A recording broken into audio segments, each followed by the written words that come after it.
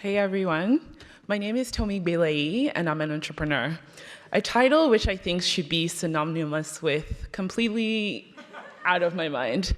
I mean, why else would anyone leave steady income, benefits, travel opportunities for an idea which some of my peers in the startup community considered non-innovative, or that even some experienced investors couldn't really understand the growth capability because it's focused on women of color, a subsect of the population?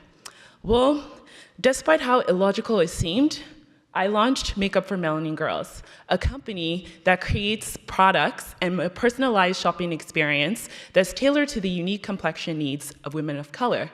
And what started as a side passion today has over 300,000 women that follow us across our different social media platforms and analyzed revenue of $275,000 within 10 months.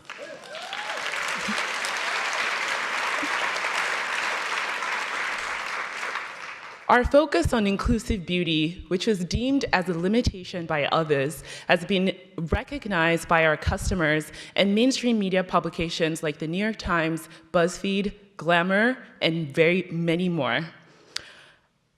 Makeup for Melanin Girls has turned out to be quite the opposite of the gut-wrenching feeling of impending doom that I felt when I quit my job. I actually love being an entrepreneur. However, I'm a little wary of this superstar entrepreneur era that we're living in right now. On magazines, podcasts, TV shows, we see this archetype of the entrepreneur, like a mad woman or man that's always bristling with ideas, hustles harder than everyone else, and wakes up always poised for greatness, ready to take on the world.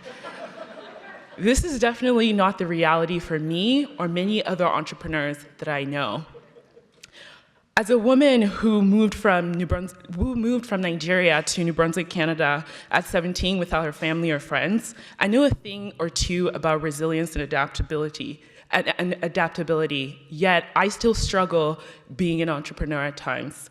Because entrepreneurs are often regarded as fearless, but what I think is that it's not necessarily that our fears are completely gone or eliminated. What it is we use that fear as a passion and fuel to overcome our challenges. In reality, being an entrepreneur means dealing with a lot of rejection and disappointment. One day you feel invincible because your customers are happy, you're fulfilling your passion, you're getting a feature in Glamour, which you grew up reading. And the next, you're scrambling to pay your rent, can't figure out how you're going to pay your staff, and your parents are questioning why you're not leveraging all your years of experience to get a real job. It's not a journey you can pick for the money, or in today's generation of entrepreneur glorification, the fame. You have to want it for something more. It's not just about being on the cover of magazines, being featured in known international platforms. You need something more.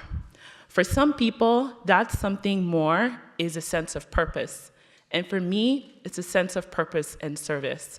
The tears, the emails, the social media messages that I get from women around the world that I've never met before give me the strength to overcome my fears that I deal with every day.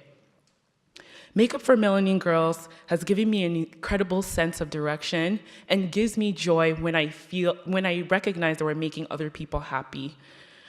I still remember when the value of having a strong sense of purpose in business really hit me. I was having a customer service nightmare.